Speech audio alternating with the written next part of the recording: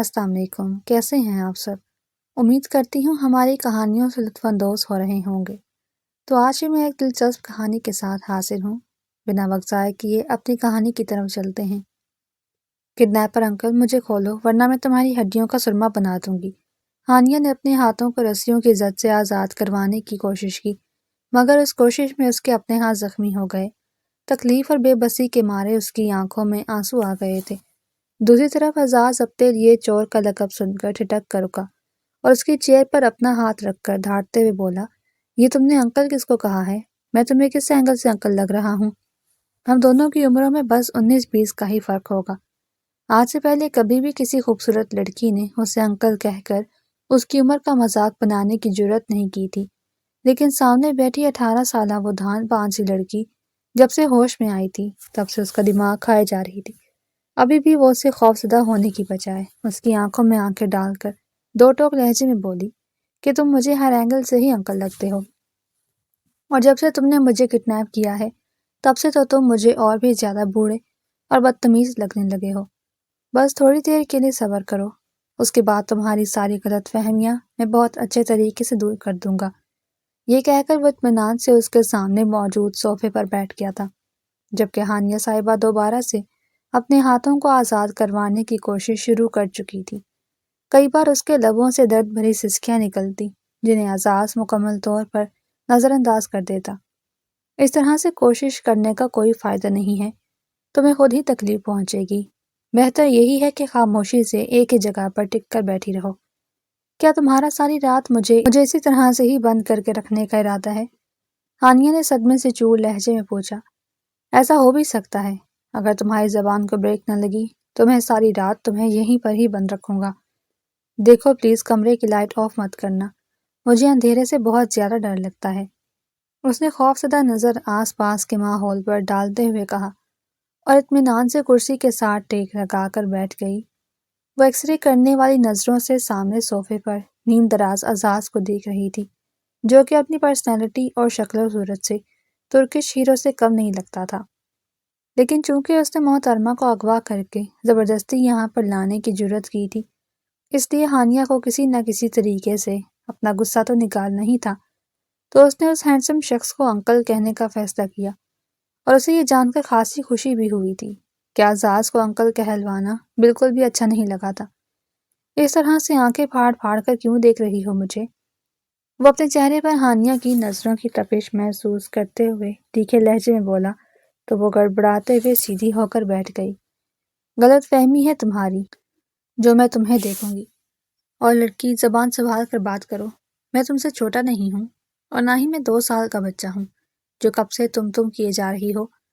मुझे आप कहकर मुखातिब करो। अजाज के चेहरे पर लातादाद पल पड़ गए, जिनको हानिया ने मुकम्मल तौर पर इग्नोर किया और बदतमीजी से गोया होते हुए बोली, एक तो तुम मुझे जबरदस्ती उठाकर यहाँ पर ले आए हो, और अब मेरी देखभाल करने की बजाय तुमने मुझे यहाँ पर बांध दिया है, और अब इसके साथ साथ तुम मुझसे ये भी उम्मीद कर रहे हो कि मैं तुम्हें इज्जत दूं। अगर ऐसी कोई भी गलत फहमी तुम्हारे दिमाग में चल रही है तो इसे खुरच कर अपने दिमाग से निकाल दो और मेरे लिए पिज़्ज़ा बर्गर का बंदोबस्त करो। मुझे बहुत भूख लग रही है, कसम से सुबह से मैंने कुछ भी नहीं खाया। उसे अच्छी खासी बातें सुनाने के बाद हानिया जहांगीर ने मासूमियत से आंखें टिमटिमाते हुए कहा, होश में तो हो लड़की, मैं तुम्हें किडनैप करके लाया हूँ, डेट पर नहीं लाया जो मुझसे इस तरह की फरमाइशें कर रही हो। अगर तुम्हें अपनी जिंदगी अजीज है तो चुपचाप यहीं पर ही बैठी रहो। ये कहकर वो कमरे से बाहर निकलने ही लगा था कि हानिया तेजी से बोल पड़ी, अच्छा ओके, अब खामोशी से बैठूंगी, लेकिन प्लीज तुम यहाँ से ना जाओ। मुझे अकेले में बहुत ज्यादा डर लगता है, और ये कमरा भी अजीबोगरीब है। हानिया ने चारों तरफ एक निगाह डाली थी। वो कमरा काफी पुराना मालूम हो रहा था। दीवारों पर जाले लगे हुए थे, जिसके बारे में हानिया की अम्मा अक्सर कहा करती थी कि उन पर जिन्नात बसेरा कर लेते हैं, और अब उसे वही सारी बातें याद आ रही थी। उसका दिल होने लगा, अब अकेले रहने की आदत डाल लो लड़की, क्योंकि तुमने सारी जिंदगी के लिए यहीं पर ही रहना है। इससे पहले कि वो कमरे से बाहर निकलता, उसका मोबाइल बजने लगा। वो वहीं पर ही ठहर गया। हानिया के दिल को भी सुकून मिल गया, लेकिन अब उसके पेट से अजीबोगरीब किस्म की आवाज़ें निकल रही थी। جو چیخ چیخ کر اسے یہ بتانا چاہ رہی تھی کہ مجھ پر تھوڑا سا رحم کرو۔ صبح جب ہانیہ کالج کے لیے نکلی تب اس نے غصے کی وجہ سے ناشتہ ہی نہیں کیا تھا، حالانکہ اس کی اماں نے اس کو کافی بار کہا تھا۔ کالج میں بھی وہ ٹھیک طرح سے کچھ بھی نہیں کھا پائی، اور اب قسمت کی ستم ظرفی ہے کہ وہ بھوکے پیٹ اس انسان کے چنگل میں پھنس گئی تھی جو نہ جانے اس سے کیا چاہتا تھا۔ تقریباً 5 منٹ تک وہ کال پر بات کرتا رہا۔ وہ پشتو میں بول رہا تھا، اس لیے ہانیہ کو سمجھ نہ آ سکی۔ جب وہ پلٹا تو ہانیہ اشتیاق سے اس کے چہرے کو دیکھتے ہوئے بولی، کیا تم پٹھان ہو؟ نہیں، میں تھوڑی دیر پہلے سرائیکی بول رہا تھا، اعزاز نے تیکھے انداز میں جواب دیا تو وہ پہلو بدل کر رہ گئی۔ تم میری کسی بات کا سیدھا جواب کیوں نہیں دے سکتے ہو؟ میں تم سے اتنے پیار سے بات کر رہی ہوں۔ یہ سن کر وہ عجیب سے انداز میں مسکرا دیا۔ فکر مت کرو میری جان، تھوڑی دیر میں بھی تم سے ڈھیر سارا پیار کروں گا، تمہاری ساری شکایتیں دور کر دوں گا، بس تھوڑا سا انتظار کر لو۔ یہ کہہ کر وہ ہلکا سا اس کے چہرے پر جھکا اور اس کی چھوٹی سی ناک کو انگلی کے پوروں سے چھوتے ہوئے بولا۔ ہانیہ کی ریڑھ کی ہڈی میں سنسناہٹ دوڑ گئی۔ وہ مضبوطی سے اپنے لب بھینچ کر بیٹھ گئی اور کافی دیر کے بعد ہمت مجتمع کرتے ہوئے بولی، تم مجھے کس شرط پر چھوڑو گے؟ اگر تم مجھے یہاں سے جانے دو تو میں تمہیں ڈھیر سارے پیسے دے سکتی ہوں۔ تم سوچ بھی نہیں سکتے ہو کہ میں کس قدر امیر ہوں۔ یہ سن کر وہ اپنی گردن پیچھے کی طرف گرا کر کھلکھلا کر ہنسا اور پھر بھاری آواز میں بولا، پیسے تم مجھے آفر کرو گی، مجھے یقین ہے کہ اس سے 10 گنا زیادہ رقم میں تمہیں ادا کر دوں گا، اور بدلے میں تمہیں صرف ایک ہی کام کرنا ہوگا کہ اپنا منہ بند کر کے رکھو۔ اب کی بار اس نے زور سے ہانیہ کی کرسی پر اپنا ہاتھ رکھا تو وہ ڈر کے پیچھے کی طرف ہٹ گئی۔ ڈرا کیوں رہے ہو؟ اگر تم چاہتے ہو تو چپ ہو جاتی ہوں، وہ معصومیت سے آنکھیں ٹمٹماتے ہوئے بولی۔ اچانک ہی اسے محسوس ہوا تھا کہ اس کے ہاتھوں کی رسی ڈھیلی ہو گئی ہے۔ اس نے پوری قوت کے ساتھ دوبارہ سے ہاتھ ہلانا شروع کر دیے تھے۔ یہ تو سچ مچ میں کھل گئی۔ اچانک ہی وہ اونچی آواز میں چہکتے ہوئے بولی، جبکہ اس کی بات کو سن کر اعزاز چونک گیا۔ کیا مطلب ہے تمہارا؟ میں تمہیں کہہ رہی ہوں کہ میری بھوک دوبارہ سے کھل گئی ہے، پلیز مجھے پیزا یا برگر آرڈر کر کے دو، ورنہ میں بھوک سے مر جاؤں گی، اور پھر جس مقصد سے تم مجھے یہاں پر لائے ہو وہ مقصد بھی پورا نہیں ہو پائے گا، پلیز۔ ہانیہ ایک بار پھر سے نان سٹاپ شروع ہو گئی تھی۔ وہ گہری سانس خارج کرتے ہوئے اٹھا اور کمرے سے باہر نکل گیا۔ اور مسٹر کہاں پر جا رہے ہو؟ واپس آؤ، مجھے یہاں پر اکیلے چھوڑ کر نہ جاؤ۔ اگر یہاں پر تمہارے جیسے خوفناک جن آ گئے تو میں کیا کروں گی؟ وہ پیچھے سے اونچی اونچی آواز میں چلا رہی تھی۔ وہ اس سب کو جتنا ایزی لے رہی تھی، یہ سب کچھ اتنا آسان بھی نہیں تھا۔ اس کے وہم و گمان میں بھی نہیں تھا کہ جس انسان نے اسے یہاں پر رکھا ہوا ہے وہ اس کے باپ کا سب سے بڑا دشمن ہے، اور ہانیہ کو یہاں پر لانے کا مقصد ہی اس کے باپ کو تکلیف پہنچانا تھا۔ وہ ہانیہ کا استعمال کر کے اس کے باپ کو تڑپانا چاہتا تھا، جبکہ وہ یہ سمجھ رہی تھی کہ اس کے کسی دوست نے اس کے ساتھ پرینک کیا ہے، اور یہ ایک ایڈونچر ہے، کیونکہ اس سے پہلے بھی ایک بار اس کے کالج فرینڈ حماد نے کڈنیپنگ والا پرینک کیا تھا، لیکن اس نے گاڑی میں ہی بتا دیا تھا کہ یہ سب کچھ مذاق ہے۔ اس نے اسی وقت ہی اپنے چہرے سے ماسک اتار دیا تھا، مگر اس بار نہ تو اس شخص نے ماسک پہن رکھا تھا اور نہ ہی وہ اس سے نرم لہجے میں بات کر رہا تھا۔ وہ یوں سیریس ہو رہا تھا جیسے ICU کا پیشنٹ ہو۔ تھوڑی ہی دیر میں وہ واپس آیا تو اس نے ہاتھ میں دال کی پیالی اٹھا رکھی تھی اور دوسرے ہاتھ میں نان موجود تھے، جنہیں دیکھ کر اس نے برا سا منہ بنایا۔ مجھ سے دال نہیں کھائی جاتی، مجھے برگر آرڈر کر کے دو۔ یہ سن کر اعزاز کے ماتھے پر بل پڑ گئے۔ اگر کھانا ہے تو یہی کھاؤ، یہاں پر جتنے بھی لوگ ہیں سب نے یہی کھایا ہے، تم کوئی انوکھی نہیں ہو، اور نہ ہی دوسرے سیارے سے آئی ہو جو تمہاری مہمان نوازی کی جائے گی۔ یہ سننے کی دیر تھی ہانیہ کی آنکھیں آنسوؤں سے بھیگنے لگی۔ وہ ہر چیز پر کمپرومائز کر سکتی تھی لیکن بھوک پر نہیں۔ اگلے ہی پل وہ دھاڑے مار کر رونے لگی۔ اسے یوں گلا پھاڑ کر روتا ہوا دیکھ کر اعزاز حیران رہ گیا۔ یہ لڑکی تو بہت ہی خوفناک روتی ہے، اس نے آہستہ آواز میں اپنے آپ سے کہا، اور پھر اسے چپ کروانے کی کوشش کرنے لگا۔ دیکھو لڑکی، خاموش ہو جاؤ، میں تمہیں آخری وارننگ دے رہا ہوں۔ یہ سن کر اس نے اپنی نگاہیں اٹھائیں اور سوں کرتی ناک کو صاف کرتے ہوئے بولی، اگر اس قدر گندے طریقے سے چپ کرواؤ گے تو پوری رات چپ نہیں ہوں گی۔ مجھے پہلے پیار سے خاموش کرواؤ اور مجھ سے وعدہ کرو کہ تم مجھے برگر آرڈر کر کے دو گے۔ محترمہ کی فرمائش سن کر اس نے مضبوطی سے اپنے لب بھینچ لیے اور اپنے آپ کو باور کروانے لگا کہ وہ اس کو اس لیے یہاں پر نہیں لایا تھا کہ اس کی مہمان نوازی کر سکے، وہ اسے اس لیے لایا تھا تاکہ اس کی دھڑکنوں کو منتشر کر کے اس کی سانسوں کو تنگ کر سکے۔ لیکن ہانیہ جہانگیر کی معصومیت اور اس کا بھولا پن اسے اپنے مقصد سے بھٹکا رہا تھا۔ لیکن جیسے ہی اس کی نظروں کے سامنے اس کی بے بس ماں کا چہرہ گھوما، اس نے ہر چیز کو سائڈ پر رکھا اور حلق کے بل دھاڑا۔ میں نے کہا ہے خاموش ہو جاؤ ورنہ تمہاری سانسیں تم پر تنگ کر دوں گا۔ یہ سن کر ہانیہ پل میں ہی خاموش ہو گئی۔ اس کے وہم و گمان میں بھی نہیں تھا کہ وہ شخص اس قدر غصے میں آ جائے گا۔ اعزاز کی لال انگارہ آنکھیں اور اس کے ماتھے پر پڑے ہوئے بل دیکھ کر ہانیہ کو شدت سے کچھ غلط ہونے کا احساس ہوا۔ تب تک وہ اپنے ہاتھ اور پاؤں بھی کھول چکی تھی، بس موقع پا کر یہاں سے نکلنا چاہتی تھی۔ تقریباً 1 مہینہ پہلے اس نے کراٹے اکیڈمی بھی جانا شروع کیا تھا۔ اسے کہیں پر بھی سیلف ڈیفenس کا موقع نہیں ملا تھا، لیکن آج اس کے لیے یہ ایک اچھا موقع تھا۔ جیسے ہی اعزاز یہ کہہ کر پلٹا تو اگلے ہی پل ہانیہ نے پیچھے سے زور سے اس کی پشت پر مکہ مارا۔ اعزاز نے گہری سانس خارج کی اور اپنے اندر اٹھتے ہوئے لاوے پر قابو پایا، لیکن اس سے پہلے ہی ہانیہ نے دوسرا موقع اس کے گھٹنوں پر دے مارا۔ وہ جلاد اپنی جگہ سے ٹس سے مس نہیں ہوا، بلکہ کھمبے کی طرح سیدھا کھڑا تھا۔ یوں لگ رہا تھا جیسے اسے کوئی فرق ہی نہ پڑا ہو۔ سیٹ اب میں گئی، ہانیہ نے آہستہ آواز میں اپنے آپ سے کہا۔ وہ پھرتی کا مظاہرہ کر کے اس کے وار سے پہلے ہی وہاں سے بھاگنا چاہتی تھی، لیکن اعزاز نے اگلے ہی پل اس کی کمر پر ہاتھ ڈال کر اسے اتنے قریب کر لیا اور زور سے دیوار کے ساتھ پن کرتے ہوئے بولا، میں نے تمہیں کیا کہا تھا لڑکی؟ مجھ سے پنگا لینے کی اور مجھے غصہ دلانے کی کوشش مت کرنا، کیونکہ میرا غصہ بہت برا ہوتا ہے اور اس میں کسی کا بھی لحاظ نہیں کرتا۔ یہ کہہ کر اس نے ہانیہ کے گرد اپنی گرفت تنگ کر لی۔ اور جہاں تک تمہارا سوال ہے، تم تو میرے لیے ایک انتہائی ناپسندیدہ عورت ہو۔ اگر تو تمہیں یہ لگ رہا ہے کہ اس طرح سے معصومانہ ریئیکٹ کر کے اور بچوں جیسی ایکٹنگ کر کے تم میرا دل نرم کرنے میں کامیاب ہو جاؤ گی، تو یہ تمہاری سب سے بڑی غلط فہمی ہے، کیونکہ میں تم جیسی 2 ٹکے کی لڑکیوں سے بہت اچھے طریقے سے واقف ہوں۔ دوبارہ ڈرامے بازی کرنے کی کوشش مت کرنا، ورنہ بہت برا ہوگا۔ اور ہاں، ایک اور بات سن لو، تم یہاں پر آئی ہی اس وجہ سے ہو تاکہ مجھے اپنے باپ کے جرموں کا حساب دے سکو۔ میں یہاں پر تمہیں عزت دینے کے لیے یا برگرز کھلانے کے لیے نہیں لایا ہوں۔ اب دوبارہ مجھے تنگ مت کرنا اور نہ ہی اپنی بدصورت آواز میں دوبارہ کوئی بات کرنا، ورنہ جو کہا ہے وہ کر کے دکھاؤں گا۔ یہ کہہ کر اعزاز نے اسے زور سے پیچھے کی طرف دھکا دیا۔ وہ اپنا توازن برقرار نہ رکھ سکی اور زمین پر جا کر گری۔ اس کے ہاتھ زخمی ہو گئے تھے۔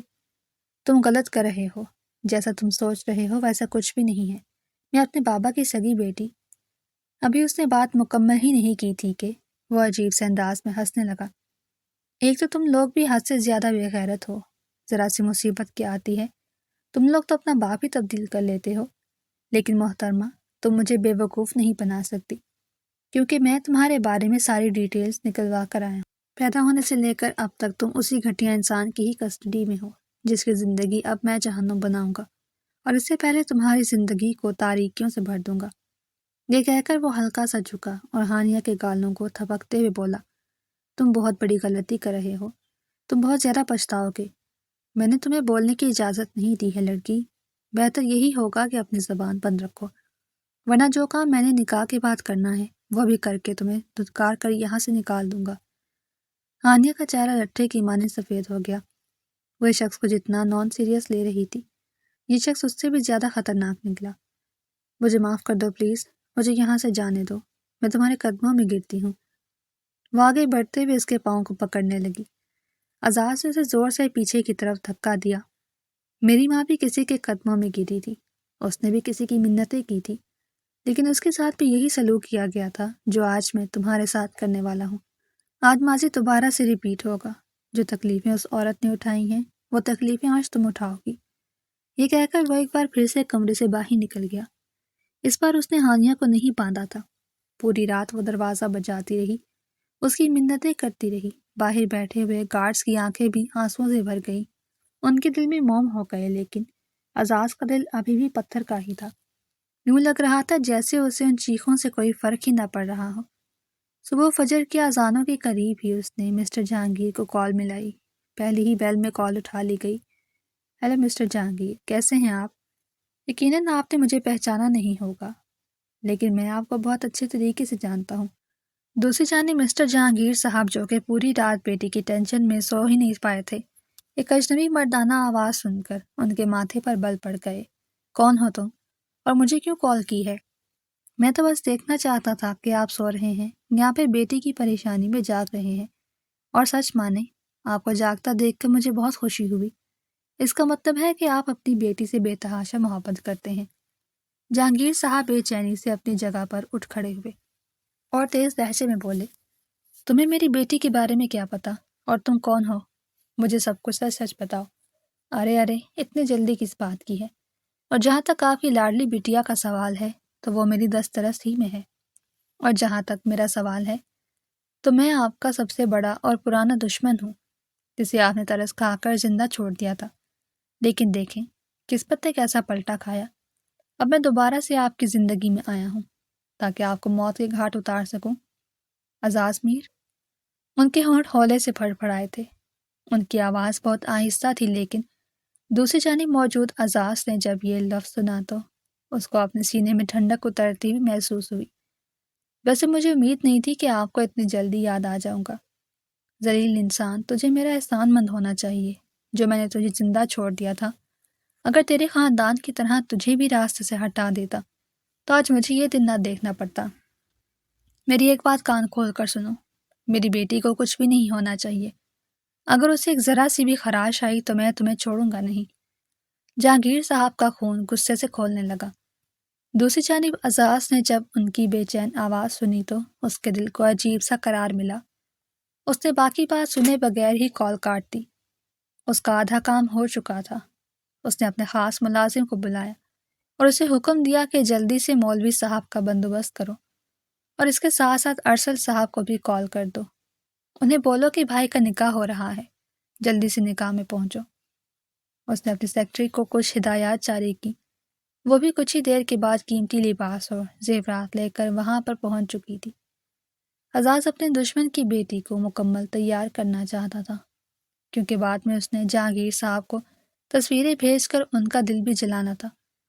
دوسری جانب کمرے میں موجود ہانیہ کی حالت رو رو کر خراب ہو چکی تھی۔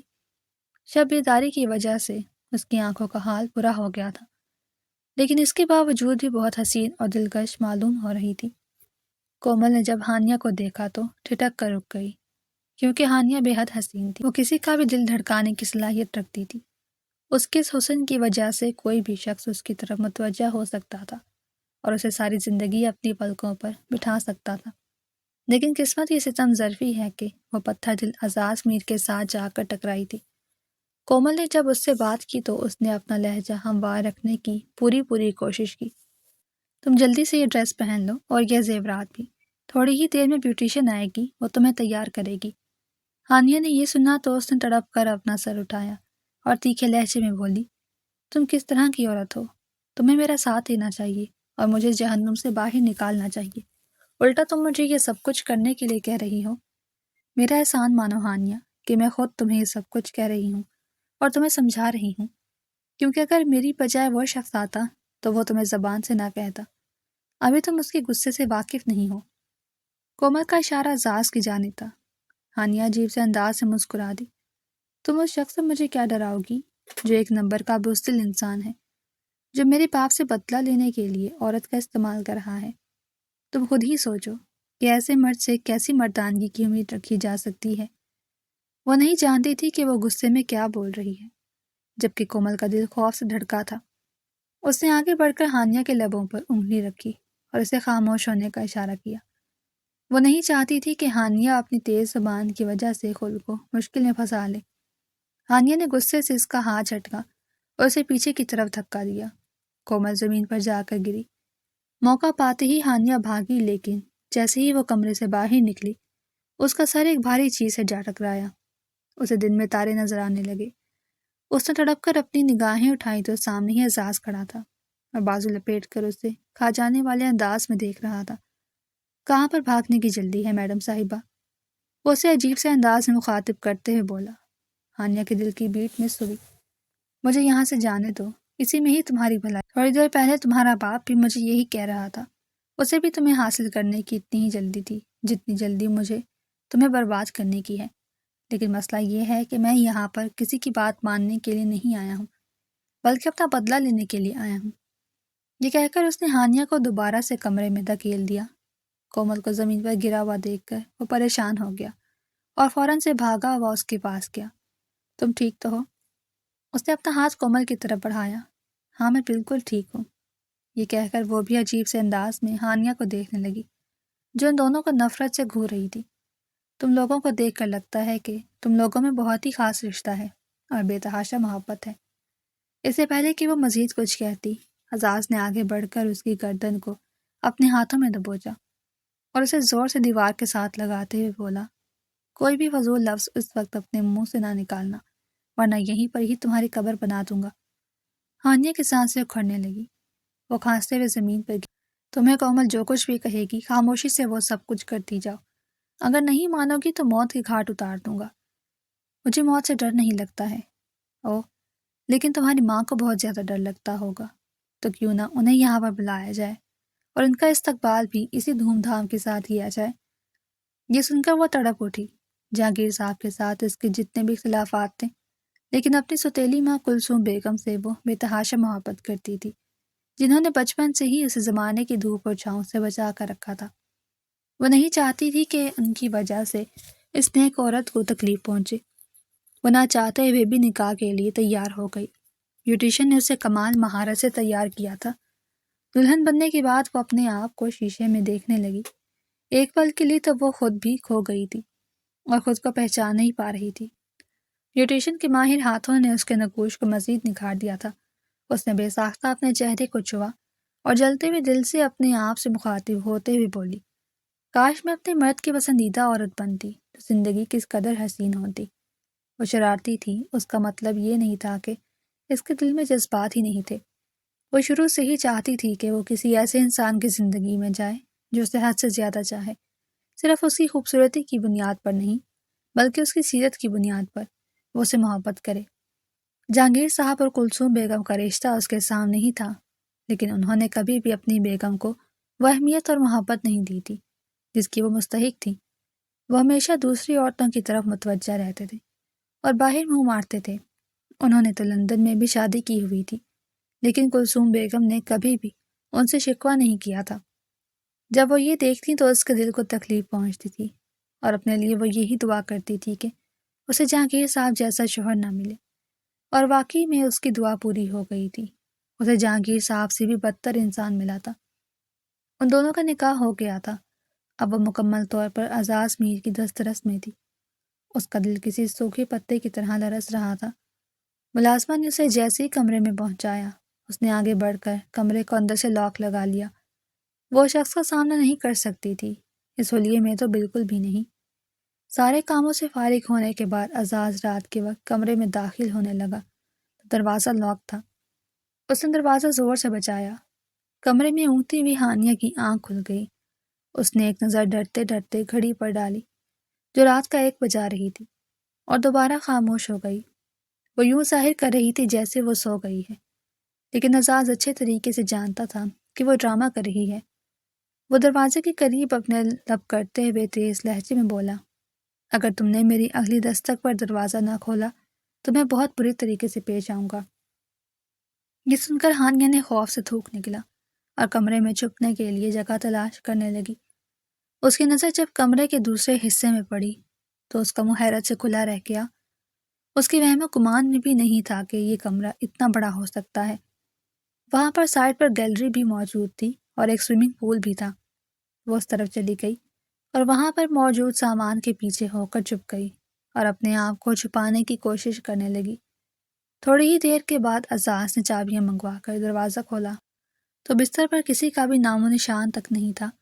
چادر پر موجود شکنیں ظاہر کر رہی تھیں کہ تھوڑی دیر پہلے اس جگہ پر کوئی وجود بیٹھا تھا۔ اعزاز کی تیز نظریں پورے کمرے میں دوڑنے لگیں۔ وہ دوبارہ سے بھاری لہجے میں بولا، ویسے اگر تمہیں سچ کہوں تو مجھے یہ چھپن چھپائی کا کھیل بہت پسند ہے۔ مجھے بچپن سے ہی وہ چیزیں پسند رہی ہیں جنہیں میں محنت سے حاصل کرتا ہوں۔ اب جتنی محنت سے میں تمہیں ڈھونڈوں گا اسے ڈبل میں تم سے وصول بھی کروں گا، اس لیے بہتر ہوگا کہ خود ہی چپ چاپ میرے سامنے آ جاؤ۔ ہانیہ نے جب یہ سنا تو اس نے لبوں پر مضبوطی سے ہاتھ جما کر اپنی چیخیں روکنے کی کوشش کی، مگر ناکام ہو گئی۔ اس کے ڈر کے مارے چیخ نکل گئی اور اس کے ساتھ ہی اعزاز کی نظریں سوئمنگ پول کے سائڈ پر موجود سامان پر جا کر ٹک گئیں۔ وہ آواز اسی جگہ سے ہی آ رہی تھی۔ اگلی ہی پل وہ اسے بازو سے پکڑ کر کھڑا کر چکا تھا۔ تمہیں کیا لگا تھا چھوٹی لڑکی کہ تم مجھ سے بچ جاؤ گی؟ وہ اسے اپنے قریب کرتے ہوئے بولا۔ ہانیہ اس کی سانسوں کی تپش اپنی گردن پر محسوس کر کے جی جان سے لرزی۔ وہ مشکل اس کے کندھے تک آتی تھی اور اسے دھمکیاں دینے کے لیے یا پھر بات کرنے کے لیے اعزاز کو ہمیشہ ہی اپنا سر جھکانا پڑتا تھا۔ ہانیہ کو یہ ہائٹ گیپ بہت زیادہ پسند تھا، لیکن جن حالات میں دونوں کا نکاح ہوا تھا اور جس طرح کا دونوں کا رشتہ تھا، اس بنیاد پر ابھی ہانیہ کو اس سے ڈر لگ رہا تھا۔ پلیز مجھے معاف کر دو، مجھے کسی ایسے جرم کی سزا نہ دو جو میں نے کیا ہی نہیں ہے، اور اگر تم مجھے صرف اور صرف اس بنیاد پر سزا دینا چاہتے ہو کہ میں جہانگیر صاحب کی بیٹی ہوں تو یہ بھی تمہاری غلط فہمی ہے۔ میں خود اس شخص سے بھاگ رہی تھی، اسی وجہ سے میں نے تمہیں شادی کی آفر کی تھی، کیونکہ وہ میرا نکاح اپنے دوست سے کروانا چاہتے تھے جو مجھ سے عمر میں پورے 30 سال بڑا تھا۔ ہانیہ کی آنکھوں سے مسلسل آنسو بہہ رہے تھے اور وہ اسے یقین دلانے کی کوشش کر رہی تھی، لیکن اعزاز کے چہرے کے تاثرات دیکھ کر یوں لگ رہا تھا جیسے اسے اس لڑکی پر رتی برابر بھی یقین نہ ہو۔ وہ کافی دیر تک اسے خاموشی سے دیکھتا رہا اور پھر اس کے گالوں کو تھپکتے ہوئے بولا، تم بہت اچھے ڈرامے کر لیتی ہو اور کافی اچھا جھوٹ بھی بول دیتی ہو، لیکن مجھے یقین نہیں۔ یہ کہہ کر اس نے ہانیہ کی طرف قدم بڑھایا تو وہ خوف کے مارے پیچھے کی طرف ہٹی، لیکن اچانک ہی اس کا پاؤں پھسلا۔ وہ توازن برقرار نہ رکھ سکی اور پانی میں جا کر گری۔ اسے یوں پانی میں ہاتھ پیر مارتا ہوا دیکھ کر اعزاز کو عجیب سکون مل رہا تھا، لیکن وہ اسے اتنی آسان موت بھی نہیں دینا چاہتا تھا، اس لیے فوراً سے پانی میں کود گیا۔ اس نے ہانیہ کا بھیگا ہوا وجود اپنے ہاتھوں میں لیا اور اسے لیتا ہوا کنارے کی طرف آ گیا۔ اس دوران ہانیہ مکمل طور پر اس کے سہارے پر تھی۔ وہ اسے گلے لگے اپنے آپ کو پانی سے بچانے کی کوشش کر رہی تھی۔ اب چونکہ اس دونوں کے درمیان رشتہ بھی چینج ہو چکا تھا، اس لیے ہانیہ کے جذبات ہی بدلے ہوئے تھے۔ اسے اس انسان سے خوف کے ساتھ ساتھ شرم بھی آ رہی تھی، جبکہ دوسری طرف اعزاز کے تاثرات بالکل برف جیسے تھے اور اس کے جذبات بھی سرد تھے۔ اس نے تھوڑی ہی دیر کے بعد ہانیہ کو باہر نکالا اور اس کے چہرے کے نقوش کو دیکھنے لگا، جیسے اندازہ لگانے کی کوشش کر رہا ہو کہ اس کے دل میں کیا چل رہا، اور پھر اس کے ساتھ ہی آج کے دن کا منظر اس کی نظروں کے سامنے گھومنے لگا۔ وہ پچھلے کچھ دنوں سے فقیر بن کر ہانیہ کے محلے میں ہی گھوم رہا تھا اور اسے گھر کی ہر سرگرمی پر نظر رکھے ہوئے تھا۔ پچھلے 2 دنوں سے وہ ہانیہ کا پیچھا کر رہا تھا۔ دوسری طرف ہانیہ اس بات سے بالکل انجان تھی۔ ہانیہ نے جب سے ہوش سنبھالا تھا تب سے اسے یہی سننے کو ملا تھا کہ وہ جہانگیر صاحب کی اکلوتی بیٹی ہے، جبکہ حقیقت اس سے مکمل طور پر الگ تھی۔ اس بارے میں ہانیہ کو کل رات ہی پتہ چلا تھا، جب وہ بھوک کی وجہ سے اپنے کمرے سے نکلی تھی تاکہ پیٹ پوجا کر سکے۔ تب اسے بابا کے کمرے سے باتوں کی آوازیں آئی تھیں۔ جیسے جیسے وہ سنتی گئی اسے لگتا گیا کہ اس کی سانسیں اکھڑتی جا رہی ہیں۔ اس پر یہ راز آشکار ہوا تھا کہ وہ جہانگیر صاحب کی سگی اولاد نہیں ہے، بلکہ وہ تو لے پالک تھی جس کو جہانگیر صاحب نے ہسپتال سے اٹھایا تھا، کیونکہ اس کی ماں سے پیدا کرتے ہی مر گئی تھی اور اس کا باپ پہلے ہی فوت ہو چکا تھا۔ اس کی دادی اسے اسپتال میں ہی پھینک کر چلی گئی تھی کیونکہ انہیں پوتا چاہیے تھا۔ تب جہانگیر صاحب نے اسے پالنے کا فیصلہ کیا۔ ساری دنیا کے سامنے وہ ان کی بیٹی تھی، جبکہ حقیقت میں ان کی سگی بیٹی لندن میں مقیم تھی اور ایک بڑی یونیورسٹی میں تعلیم حاصل کر رہی تھی۔ انہوں نے اپنی سگی بیٹی کو ساری دنیا کی نظروں سے الگ رکھا ہوا تھا، کیونکہ وہ جانتے تھے کہ ان کے بے تحاشا دشمن ہیں جو کہ اپنی دشمنی کی آگ میں جل کر ان کی اولاد کو تکلیف پہنچانے کی کوشش کریں گے، لیکن اس سے پہلے کہ کوئی دشمن ان سے اپنے حساب کتاب برابر کرتا، انہوں نے خود ہی ہانیہ کو اپنے شیخ دوست کے حوالے کرنے کا فیصلہ کیا تھا۔ ان کا وہ شیخ دوست انہیں سعودیہ میں بہت بڑا بزنس آفر کر رہا تھا جسے وہ ریجیکٹ کرنا نہیں چاہتے تھے، اس لیے انہوں نے اپنی بیگم سے مشورہ کیا کہ وہ ہانیہ کا نکاح شیخ سے کروا دیں۔ ہانیہ نے یہ سنا تو بہت زیادہ ڈر گئی، وہ اندر تک ٹوٹ گئی تھی۔ اس نے کبھی اپنے ڈراؤنے خواب میں بھی نہیں سوچا تھا کہ قسمت اس کے ساتھ اتنا بڑا مذاق کرے گی۔ پوری رات ہی وہ اس بارے میں سوچتی رہی کہ کیسے اس مسئلے سے نکل سکے۔ بعد میں بھی اس کے دماغ میں یہی سب کچھ ہی چل رہا تھا، اور پھر کالج سے واپس آتے ہوئے اس نے راستے میں فقیر دیکھا۔ تب اس کے دماغ میں شدت سے خیال آیا کہ اگر میں پہلے ہی کسی سے نکاح کر لوں تو میرا باپ کیسے میرا دوسرا نکاح کروائے گا۔ اس نے معصومیت سے اعزاز سے نکاح کی پیشکش کی۔ دوسری طرف وہ جو آج ہانیہ کو اغوا کرنے کا ارادہ رکھتا تھا، اس کی پیشکش سن کر عجیب سے انداز میں مسکرا دیا۔ وہ اسے ایک دن کے لیے اپنا شوہر بننے کے لیے کہہ رہی تھی، جانتی تھی کہ اس کا نتیجہ برا بھی نکل سکتا ہے، لیکن وہ یہ سب کچھ صرف اس شیخ کو دکھانا چاہتی تھی۔ وہ اس آدمی سے واقف تھی جو اکثر ہی اس کے باپ کے ساتھ اس کے گھر آتا رہتا تھا۔ وہ صرف ایک بار اس فقیر کے ساتھ جا کر اور شیخ سے مل کر اسے بتانا چاہتی تھی کہ وہ شادی شدہ ہے، تاکہ وہی شادی کرنے سے ہی انکار کر دے۔ لیکن اس سے پہلے ہی اعزاز نے اسے اصل نکاح کی پیشکش کی۔ وہ بہت زیادہ گھبرا گئی اور تیزی سے نفی میں سر ہلاتے ہوئے بولی، میں تم سے اصل نکاح کیوں کروں گی؟ تم نے اپنی اوقات دیکھی ہے؟ مجھے بتاؤ کہ تم نے میرے شوہر بننے کا ڈرامہ کرنا ہے یا نہیں؟ بدلے میں تمہیں اچھے خاصے پیسے بھی دے رہی ہوں۔ تمہیں تو شکر ادا کرنا چاہیے کہ بیٹھے بیٹھے تمہاری لاٹری نکل رہی ہے، لیکن تم میری شکر گزاری کی بجائے الٹا ناشکری کر رہے ہو۔ اعزاز نے جب یہ سنا تو اس کے ماتھے پر بل پڑ گئے اور وہ تیکھے لہجے میں بولا، اوقات کیا ہے میری وہ میں تمہیں بہت اچھے طریقے سے بتاؤں گا، لیکن اس سے پہلے تم سے نکاح کروں گا تاکہ پوری زندگی تمہارے باپ کو تکلیفیں پہنچا سکوں۔ یہ کہہ کر اس نے سائڈ پر کھڑے اپنے آدمی کو اشارہ کیا۔ بات نہ بنتی دیکھ کر ہانیہ غصے سے سر جھٹکتی بھی چل دی۔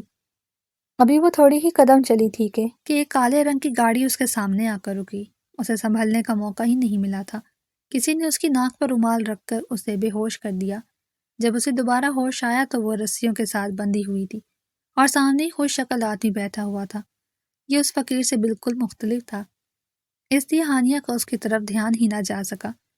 اسے لگ رہا تھا کہ اس کے دوستوں نے اس کے ساتھ پرینک کیا ہے، لیکن پھر بعد میں اعزاز نے خود اپنی زبان سے اس بات کا اعتراف کیا تھا کہ وہی فقیر ہے جسے اوقات دکھانے کی ہانیہ باتیں کر رہی تھی، اور اب وہ اس کے نکاح میں اس کے رحم و کرم پر موجود تھی۔ میری زندگی برباد کر کے تمہیں کچھ بھی نہیں ملے گا۔ میں نہیں جانتی ہوں کہ تمہارے ساتھ کیا ہوا ہے، لیکن تمہاری آنکھیں دیکھ کر لگتا ہے کہ تمہیں بہت زیادہ تکلیف پہنچائی گئی ہے۔ تم نے اس بار غلط لڑکی کا انتخاب کیا ہے۔ زمانے کو جیسا نظر آ رہا ہے ویسا کچھ بھی نہیں ہے، اور میں جہانگیر صاحب کی سگی بیٹی نہیں ہوں۔ مجھے تکلیفیں پہنچا کر تم صرف اور صرف ایک بے گناہ کے ساتھ زیادتی کرو گے۔ اس سے پہلے کہانیاں مزید کچھ کہتی، اعزاز نے اس کے لبوں پر انگلی رکھی۔ اس کے کانوں میں جھکتا اور بھاری لہجے میں بولا، میں تمہارے ساتھ زیادتی تو نہیں کر رہا ہوں، میں نے تم سے نکاح کیا ہے اور اب اپنا حق وصول کروں گا۔ اپنی بیوی سے حق مانگنا غلط تو نہیں ہوتا، کیا تمہیں اتنا بھی نہیں پتا؟ وہ معصومیت سے آنکھیں ٹمٹماتے ہوئے بولا، لیکن ہانیہ جانتی تھی کہ اس کے اندر کس قدر نفرت بھری ہوئی ہے۔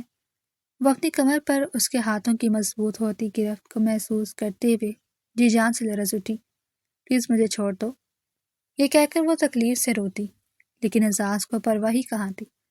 وہ اپنے بازوں میں بھرتا اسے لے کر بیڈ کی طرف بڑھ گیا۔ ہانیہ نے احتجاج کرنے کی کوشش کی، لیکن وہ اس کی سب کوششوں کا ناکام بناتا چلا گیا۔ جیسے جیسے رات گزرتی چلی جا رہی تھی، وہ مکمل طور پر اس پر حاوی ہوتا جا رہا تھا۔ نہ تو اس پر ہانیہ کی سسکیوں کا اثر ہو رہا تھا اور نہ ہی اس پر اس لڑکی کا رونا دھونا کام کر رہا تھا۔ وہ مکمل طور پر پتھر کا بن گیا تھا، یوں جیسے اس کے سینے میں دل نام کی چیز ہی نہ ہو۔ صبح جب ہانیہ سو کر اٹھی تو وہ کمرے میں کہیں بھی موجود نہیں تھا، اور سچ تو یہ تھا کہ ہانیہ اسے دیکھنا بھی نہیں چاہتی تھی۔ وہ اسے حد سے زیادہ نفرت کرنے لگی تھی۔ جب وہ کمرے میں آیا تو وہ اسے دیکھ کر عجیب سے انداز میں بولی، مجھے تمہیں دیکھ کر بہت زیادہ ترس آ رہا ہے۔ یہ سن کر اعزاز عجیب سے انداز سے مسکرا دیا، ترس تو مجھے تم پر کھانا چاہیے، مجھ پر کیوں؟ میں تمہاری طرح ایک کمزور مرد تو نہیں ہوں جو کہ اپنی لڑائی میں عورتوں کا استعمال کر کے اپنی مردانگی دکھاتا ہے۔ اگر تم واقعی میں ایک مرد ہوتے تو تم کبھی بھی اس گھٹیا کھیل میں کسی عورت کو نہ گھسیٹتے۔ وہ اس کی بات سن کر یکدم ہی بھڑک اٹھا، لڑکی اپنی زبان سنبھال کر بات کرو، میں نے اس کھیل میں عورت کو نہیں گھسیٹا، بلکہ میں نے اس عورت کو اس کے باپ کے کیے کی سزا دی ہے، بالکل اسی طرح جس طرح سے میری خالہ اور میری ماں کو سزا دی گئی تھی اور میرے باپ کو ختم کیا گیا تھا۔ تم آخر میرے بارے میں جانتی ہی کیا ہو، اور تمہیں پتہ ہی کیا ہے کہ تمہارا باپ کس قدر گھٹیا انسان ہے۔ یہ سن کر ہانیہ نے اپنے کانوں میں انگلیاں دی اور حلق کے بل چیختے ہوئے بولی، میں اس کی بیٹی نہیں ہوں، مجھے بار بار اس کے نام سے منسوب مت کرو، میرا اس کے ساتھ کوئی تعلق نہیں ہے، مجھے اس کے کیے کی سزائیں مت دو۔ میں یہ بات تمہیں بتا بتا کر تھک چکی ہوں، لیکن تمہیں یقین ہی نہیں آتا۔ اعزاز نے اسے کلائی پکڑ کر اسے اپنی جانب کھینچا تو کئی چوڑیاں ٹوٹ کر زمین پر گر گئیں۔ وہ اس کی آنکھوں میں دیکھتے ہوئے دو ٹوک لہجے میں بولا، مجھے کبھی بھی تم پر یقین نہیں آ سکتا، کیونکہ میں تمہاری حقیقت کو جانتا ہوں۔ اور چلو اب یہ ڈرامے بازی بند کرو اور جلدی سے گھر کی صفائی شروع کرو۔ میں تمہیں یہاں پر بیوی یا اپنی رانی بنا کر نہیں لایا، بلکہ نوکرانی بنا کر لایا ہوں۔ تم جتنی جلدی اپنی اوقات کو سمجھ جاؤ گی تمہارے لیے اتنا ہی اچھا ہوگا۔ یہ کہہ کر اس نے ہانیہ کو کمرے سے باہر دھکیلا۔ وہ گرتی پڑتی کمرے سے نکلی اور شکایتی انداز سے اسے دیکھنے لگی۔ میں قسم اٹھا کر کہتی ہوں کہ تمہیں بہت زیادہ پچھتانا پڑے گا اور تم مجھ سے ڈھیر ساری معافیاں بھی مانگو گے، میرے قدموں میں گرو گے، لیکن اس وقت میں تم پر ترس نہیں کھاؤں، بالکل اس طرح جس طرح تمہیں مجھ پر ترس نہیں آ رہا۔ خواب دیکھتی رہو، کیونکہ خواب دیکھنے پر کسی قسم کی پابندی نہیں ہے، لیکن پلیز ان باتوں کو اپنے ذہن پر سوار نہ کر لینا، کیونکہ ایسا کبھی بھی ممکن نہیں ہونے والا۔ میں اعزاز میر کسی کے قدموں میں گرنا تو دور کی بات، اس کو میر سے دیکھنا بھی پسند نہیں کرتا۔ میرے لیے یہ سب کچھ حرام ہے۔ اعزاز نے اس سے پوری حویلی کی صفائی کروائی۔ تھوڑی ہی دیر میں محترمہ کی حالت خراب ہو گئی، لیکن اعزاز کو اس پر ترس نہیں آیا۔ رات کو گرتے پڑتے انداز میں وہ بیڈ پر جا کر گری تو اعزاز نے اسے بیڈ سے بھی دھتکار کر نیچے پھینک دیا اور اس کے وجود پر نفرت بھری نگاہ ڈالتے ہوئے بولا، تم اسی وقت ہی اس جگہ پر آ سکتی ہو جب مجھے تمہاری ضرورت ہوگی، اس کے علاوہ تمہیں یہاں پر بیٹھنے کا بھی حق نہیں۔ یہ سن کر پل بھر کے لیے ہانیہ کو اپنے آپ سے بھی نفرت ہونے لگی۔ دوسری طرف جہانگیر صاحب جو کہ ہانیہ کو صرف اس وقت حاصل کرنا چاہتے تھے تاکہ شیخ کے ساتھ یہ بھی اپنی ڈیل کو کامیاب بنا سکے، لیکن شیخ نے جب ہانیہ کے اغوا کی خبر سنی تو وہ خود ہی پیچھے ہٹ گیا۔ جہانگیر صاحب نے بھی اب ہانیہ کے پیچھے بھاگنے کا ارادہ ملتوی کر دیا۔ انہوں نے اعزاز کو نہ تو کال کی اور نہ ہی اب انہیں اس کی طرف سے کوئی دلچسپی تھی، لیکن کلثوم بیگم بہت زیادہ پریشان تھی۔ وہ روز اپنے شوہر کو کہتی تھی، ان کی منتیں کرتی تھی۔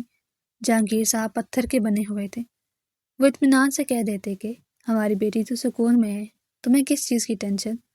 اور جہاں تک اس معمولی سی 2 ٹکے کی لڑکی کا سوال تھا تو اسی لیے ہی ہم نے اسے پناہ دی تھی اور یہ ساری عیاشیاں دی تھیں تاکہ آخر میں وہ ہمارے کام آ سکے۔ اب اگر وہ چھوٹی سی قربانی دے رہی ہے تو یہ کوئی بڑے مسئلے والی بات تو نہیں۔ اعزاز جو کہ جہانگیر صاحب کی طرف سے ڈھیر ساری کالز کی امید کر رہا تھا اور توقع رکھتا تھا کہ وہ اس کے قدموں میں گر کر گر گرائیں گے اور اس کی منتیں کریں گے، لیکن ایسا کچھ بھی نہیں ہوا۔ ایک دن ہانیہ خاموشی سے کچن کا کام کر رہی تھی۔ اس نے کھانا بنانا بھی یہیں پر ہی سیکھا تھا، کیونکہ تینوں وقت اسے اپنے ہاتھوں سے اس ظالم شخص کے لیے کھانا بنانا پڑتا تھا۔ اگر ذرا سی بھی غلطی ہو جاتی تو اس پر بھی اسے سزا ملتی تھی۔ اکثر تو وہ اسے پوری رات کے لیے سردی میں کھڑا کرتا اور اس پر ذرا بھی رحم نہیں کرتا تھا۔ وہ اسے بخار میں بھی کام کرواتا۔ جب اس کا دل کرتا وہ اس پر مہربان ہو جاتا اور اسے اپنے دسترس میں لے آتا، اور جب دل کرتا اسے دھتکار دیتا۔ ہانیہ کا روز دل کرتا تھا کہ وہ مر جائے، لیکن ابھی اس کے نصیب میں مزید دکھ باقی تھے۔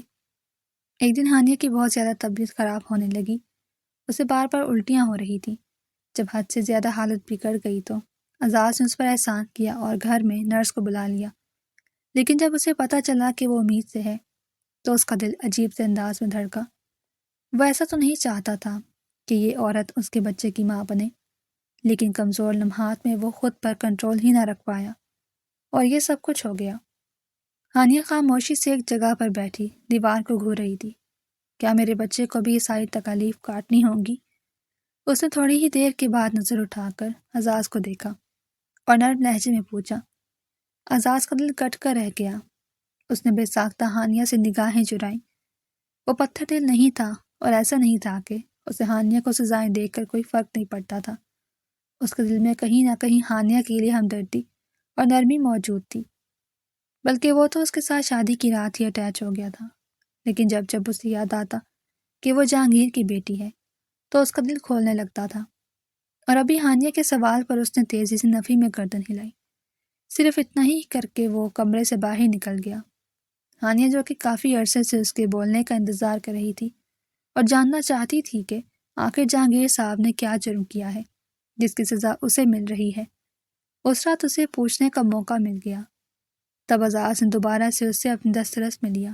ہانیہ کے سوال پر وہ پل بھر کے لکھ ہو گیا اور پھر اس کے بالوں میں انگلیاں چلاتے ہوئے نرم لہجے میں بولا، یہ اس وقت کی بات ہے جب جہانگیر صاحب کی شادی نہیں ہوئی تھی۔ وہ حویلی کے بڑے بیٹے ہونے کے ساتھ ساتھ گاؤں کے سردار تھے اور میں ان کی حویلی میں ہی کام کرنے والے ایک عام سے ملازم کا بیٹا تھا۔ وہ ملازم ان کے باپ کا بہت ہی خاص تھا۔ یہ کہہ کر وہ ایک لمحے کے لیے رکا۔ جہانگیر صاحب شروع سے ہی عیاش طبیعت کے مالک تھے۔ جو چیز انہیں خوبصورت لگتی وہ اسے حاصل کرنے کی کوشش کرتے۔ پہلے انہوں نے میری خالہ جان کو اپنی محبت کے جال میں پھنسایا اور ان کی زندگی برباد کر دی۔ جب میری خالہ جان امید سے ہوئی تو انہوں نے انہیں قبول کرنے سے ہی انکار کر دیا۔ تب میری عمر 7 سال تھی، لیکن اس سب نے مجھے حد سے زیادہ سمجھدار کر دیا تھا۔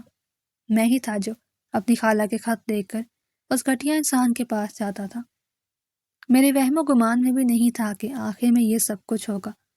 میری خالہ جان یہ صدمہ برداشت نہ کر پائیں اور اس دنیا سے چل بسی۔ لیکن یہاں پر ہی وہ گھٹیا انسان رکا نہیں۔ اگلے سال اس نے شادی کر لی، خاندان کے سب سے شریف عورت کے ساتھ۔ اسے نکاح کیا تھا۔ سب گاؤں والے حیران تھے کہ اس جیسے گھٹیا انسان کو اس قدر نیک بیوی کیسے مل سکتی ہے۔ اس دوران ایک دن وہ ہمارے گھر آیا۔ میری ماں بھی اسے حد سے زیادہ نفرت کرتی تھی اور مجھے تو اسے دیکھ کر ہی دل کرتا تھا کہ اسے جان سے مار دوں، لیکن میں چھوٹا تھا اور بے بس تھا۔ پھر اس گھٹیا انسان کی میری ماں پر نظر پڑی۔ وہ میری ماں کو بھی حاصل کرنا چاہتا تھا، لیکن اس وقت میں سمجھ نہیں سکا کہ اس کے دماغ میں کیا چل رہا ہے۔ بعد میں اس نے اپنے کچھ آدمیوں کی مدد سے میرے باپ کو بھی راستے سے ہٹا دیا تاکہ میری ماں تک رسائی حاصل کر سکے۔ اب تم سوچ رہی ہوگی کہ کوئی انسان اس قدر گھٹیا کیسے ہو سکتا ہے، لیکن یہ سب کچھ سچ ہے۔ تمہارا باپ اتنا ہی گھٹیا۔ اعزاز یہ کہہ کر رکا اور ہانیہ کے چہرے کو دیکھنے لگا جس کا پورا چہرہ آنسوؤں سے تر ہو چکا تھا۔ وہ سوچ بھی نہیں سکتی تھی کہ اعزاز نے یہ سب کچھ برداشت کیا ہے، لیکن ابھی وہ جو کچھ کر رہا تھا وہ بھی تو غلط تھا۔ اعزاز کو ہانیہ کو ایسے جرم کی سزا نہیں دینی چاہیے تھی جو اس نے کیا ہی نہیں۔ اعزاز نے دوبارہ سے اسے بتایا کہ اس کے باپ کو جان سے مارنے کے بعد وہ شیطان اپنے مقصد میں کامیاب ہو گیا اور اس نے اس کی ماں کی بھی زندگی برباد کر دی۔ اس کی ماں بھی اسی صدمے سے اس دنیا سے چل بسی۔ اس دن وہ گھر پر موجود نہیں تھا، لیکن واپس آ کر جب اس کی ماں نے اسے گلے لگا کر دھاڑے مار کر رونا شروع کیا تو اسے سب کچھ پتہ چل گیا کہ کیا ہوا ہے۔ اس کے بعد اس کی ماں بیمار رہنے اور وہ ہر وقت گہری سوچ پہ بھی ڈوبی رہتی۔ اعزاز نے اسے مزید بتایا کہ ماں کی وفات کے بعد وہ اس شخص کے پاس گیا اور اس نے جہانگیر کی آنکھوں میں آنکھیں ڈال کر دھمکی دی کہ جب میں کسی قابل ہو جاؤں گا تو میں تم سے سارے حساب کتاب برابر کروں گا۔ جہانگیر کے آدمیوں نے اسے ختم کرنے کی بات کی، لیکن تب جہانگیر نے اسے بخش دیا اور وہ نہیں جانتا تھا کہ وہ اپنی زندگی کی کتنی بڑی غلطی کر رہا ہے۔ جہاں تک تم تک رسائی اختیار کرنے کا سوال تھا تو میں چاہتا تھا کہ میں اس کو ویسے ہی تکلیف پہنچا سکوں جیسی تکلیف اس نے مجھے پہنچائی تھی، لیکن اب مجھے یہ سب کچھ بھی مشکل لگ رہا ہے۔ مجھے لگتا ہے کہ میں تمہاری معصومیت کے ساتھ کھیل کر اپنی آخرت برباد کر رہا ہوں۔ میں تمہارے ساتھ یہ سب کچھ نہیں کرنا چاہتا، لیکن میں کیا کروں؟ میں جب بھی تمہارے نزدیک آتا ہوں تو مجھے اس کا چہرہ یاد آ جاتا ہے۔ یہ کہہ کر اعزاز نے اس کے کندھے پر سر رکھا اور چھوٹے بچوں کی طرح پھوٹ پھوٹ کر رونے لگا۔ ہانیہ بھی رو رہی تھی اور اس کے ساتھ ساتھ وہ خاموشی سے اس کے بالوں میں انگلیاں چلا رہی تھی۔ وہ شخص تو اس سے بھی زیادہ تکلیف سے گزرا تھا۔ چھوٹی سی عمر میں ہی اس نے سب کچھ برداشت کیا تھا اور اسے اس دن اس بارے میں بھی پتہ چلا تھا کہ ان دونوں کی عمروں میں 10 سال کا فرق ہے۔ اعزاز اسی طرح ہی اس کے کندھے پر سر رکھ کے سو گیا۔ ہانیہ نے بہت احتیاط کے ساتھ اس کا سر تکیے پر رکھا اور خود بھی اس کے ساتھ ہی لیٹ گئی۔ اگلی صبح اعزاز کی زندگی کی سب سے تکلیف دہ صبح تھی، جب اسے یہ پتہ چلا کہ جس عورت کو وہ اتنے عرصے سے تکلیفیں پہنچا رہا ہے وہ عورت سچ بول رہی تھی۔ وہ واقعی میں جہانگیر کی بیٹی نہیں تھی، بلکہ وہ لیپالک تھی۔ اس کی اصل بیٹی تو لندن میں عیاشی کر رہی تھی۔ اعزاز کے ہاتھ میں موجود وہ فائل کسی زہریلے ناک کی طرح اسے ڈس رہی تھی۔ اس کی آنکھوں کے سامنے اندھیرا چھانے لگا۔ وہ ہانیہ جہانگیر جسے اسے سالوں کی نفرت کا ایندھن بنا کر بھٹی میں جھونک دیا تھا، وہ تو جہانگیر کی سگی اولاد ہی نہیں تھی۔ تم نے کیا کر دیا اعزاز میر؟ تم نے یہ کیا کر دیا؟ اس نے اپنے چہرے پر ایک زوردار تماچا رسید کیا، جیسے وہ خود کو اس ڈراؤنے خواب سے جگانا چاہتا ہو۔ اس کے اندر کا انسان چیخ چیخ کر اسے ملامت کر رہا تھا۔ وہ شخص جو خود کو مظلوم سمجھ کر انتقام کی آگ میں جل رہا تھا، آج خود کائنات کا سب سے بڑا ظالم بن کر اپنے سامنے کھڑا تھا۔ اسے یاد آیا کہ کیسے اس نے ہانیہ کی معصومیت کو پیروں تلے روندا تھا۔ اسے وہ لمحہ یاد آیا جب وہ تکلیف سے بلکتی تھی تو وہ اس کو ذلیل کرتا تھا۔ اسے وہ راتیں یاد آئیں جب اس نے اس نحیف سی لڑکی کو سردی میں باہر کھڑا رکھا۔ لعنت ہے تجھ پر اعزاز، تو اس جہانگیر سے بھی زیادہ گھٹیا نکلا۔ اس نے دیوار پر زور سے مکہ مارا، خون کی دھار اس کے ہاتھ سے بہہ نکلی، مگر اسے درد محسوس نہیں ہوا۔ اسے تو وہ درد مار رہا تھا جو اس نے ہانیہ کی روح کو دیا۔ میں نے ایک بے گناہ کو سولی پر چڑھا دیا۔ میں نے اپنی ماں کا بدلہ لینے کے نام پر ایک اور ماں کی بیٹی کو مٹی میں ملا دیا۔ اس کی آواز گھٹ گئی تھی، وہ زمین پر وہیں ڈھیر ہو گیا۔ اس کا غرور، اس کی مردانگی اور اس کا انتقام سب ایک پل میں راکھ ہو گئے۔ وہ خود کو کوس رہا تھا کہ کیوں اس نے آنکھیں بند کر کے صرف نفرت کی زبان سنی، کیوں اس نے اس معصوم کی آنکھوں میں لکھی سچائی نہیں پڑی۔ آج وہ فاتح نہیں تھا، آج وہ ہارا ہوا ایک ایسا جواری تھا جس نے اپنی جیت کی قیمت میں اپنی انسانیت بیچ دی تھی۔ اسے سمجھ نہیں آ رہی تھی کہ وہ کس منہ سے ہانیہ سے معافی مانگے، جبکہ دوسری طرف ہانیہ اس کا بدلتا ہوا رویہ دیکھ کر حیران تھی اور یہ سمجھ رہی تھی کہ شاید اعزاز کا دل اس کی طرف سے موم بن گیا ہو، کیونکہ ابھی اعزاز کے اندر اتنی ہمت نہیں تھی کہ وہ اپنی غلطیوں کا اعتراف کر سکتا۔ لیکن اس نے ازالے کے طور پر ہانیہ کا بہت زیادہ خیال رکھنا شروع کر دیا۔ وہ اب اس سے پہلے کی طرح کام نہیں کرواتا تھا، بلکہ ہر وقت اسے آرام کی ہی تاکید کرتا۔ ایک دن ہانیہ کو اپنے ساتھ شاپنگ مال لے جا کر اس نے اس سے ڈھیر سارے کپڑے بھی خرید کر دیے۔ اس کے علاوہ جتنی بھی ضرورت کی چیزیں تھیں اس نے وہ ساری ہانیہ کو لے کر دی۔ بعد میں وہ اسے اپنے ساتھ باہر کھانا کھلانے کے لیے بھی لے کر گیا اور ہلکے پھلکے انداز میں اسے بات کرتا رہا۔ 2-3 بار بیچ میں ہانیہ نے وجہ پوچھی تو اس نے کچھ بھی نہیں کہا۔ وہ کل رات ہونے والی گفتگو کی وجہ سے بھی اس کا سامنا کرنے سے کترا رہا تھا۔ جب وہ گاؤں سے نکلا تھا تب اس نے اپنے ماموں جان کے پاس پناہ لی تھی۔ اس کا دماغ بہت تیز تھا، پڑھائی کے ساتھ ساتھ اس کے دماغ میں مختلف بزنس آئیڈیاز بھی چلتے رہتے تھے۔ اس نے اپنے ماموں سے صرف کچھ ہی پیسے ادھار لیے تھے۔ اس کے ماموں نے اسے کاروبار شروع کرنے کے لیے پیسے تو دے دیے تھے، لیکن وہ جہانگیر کا سامنا نہیں کر سکتے تھے۔ ان میں اتنی ہمت نہیں تھی، وہ جانتے تھے کہ وہ یہ کیس نہیں لڑ پائیں گے۔ انہوں نے اپنے بھانجے کو بھی سمجھایا تھا کہ معاملہ اللہ پر چھوڑ دو، مگر اعزاز اللہ کی مدد سے اس شخص کو عبرتناک سزا دینا چاہتا تھا، لیکن اس سے پہلے اسے کامیاب ہونا تھا۔ مگر اعزاز اللہ کی مدد سے اس شخص کو عبرتناک سزا دینا چاہتا تھا، لیکن اس سے پہلے اسے کامیاب ہونا تھا۔ ماموں کے دیے ہوئے پیسوں سے اس نے چھوٹا سا کاروبار سٹارٹ کیا اور پھر اس کے بعد وہ اپنے کاروبار کو پھیلاتا چلا گیا اور ایک بہت بڑی کمپنی میں شفٹ کر دیا۔ اس کی کامیابی اور آئیڈیاز کی وجہ سے دوسرے انویسٹرز بھی اس سے رابطہ کرنے لگے۔ اس کا شمار مشہور بزنس ٹائکونز میں ہوتا اور کئی بار تو اس نے جہانگیر صاحب سے بھی ملاقاتیں کی تھی، لیکن وہ پہچان نہیں پاتے تھے کہ یہ وہی اعزاز ہے جسے انہوں نے زندہ چھوڑ دیا تھا۔ اس بار اعزاز نے حقیقت جاننے کے بعد جہانگیر کی بیٹی سے انتقام نہیں لیا، کیونکہ وہ جانتا تھا کہ اگر اس نے یہ غلطی کر دی تو دوبارہ کبھی بھی ہانیہ سے آنکھیں نہیں ملا پائے گا۔ اسے جہانگیر صاحب کے خلاف جتنے بھی ثبوت تھے اس نے سب کی فائل بنا دی اور قسمت اس پر مہربان ہو گئی۔ اسے حویلی سے بھی ایک گواہ مل گیا تھا جس نے کورٹ میں جہانگیر صاحب کے خلاف گواہی دی تھی۔ مضبوط ثبوتوں کی بنیاد پر جہانگیر صاحب کا اس کیس میں سے نکلنا مشکل ہی نہیں ناممکن تھا۔ تابوت میں آخری کیل ان کی بیگم نے ٹھوکی، جنہوں نے عدالت میں یہ راز بھی آشکار کیا کہ وہ مختلف معصوم لڑکیوں کی اسمگلنگ کا بھی دھندا کرتے ہیں۔ اب تو ان کی رہائی کا کوئی چانس ہی نہیں تھا۔ باقی کے سارے جرموں اور غیر قانونی سرگرمیوں کو مد نظر رکھتے ہوئے عدالت نے سزائے موت سنا دی تھی۔ اعزاز کی محنت رنگ لے آئی اور وہ بہت زیادہ مطمئن بھی تھا۔ اس شام جب وہ گھر پہنچا تو ہانیہ اس کا لان میں ٹہل کر انتظار کر رہی تھی۔ اعزاز کو دیکھتے ہی وہ اس کی طرف بھاگی تو وہ اسے سوالیہ انداز میں دیکھنے لگا۔ کیا ہوا ہے تمہیں؟ اس طرح سے کیوں گھور رہی ہو مجھے؟ کیا میں بہت ہینڈسم لگ رہا ہوں آج؟ اس کا لہجہ ہلکا پھلکا تھا۔ ہانیہ نے معصومیت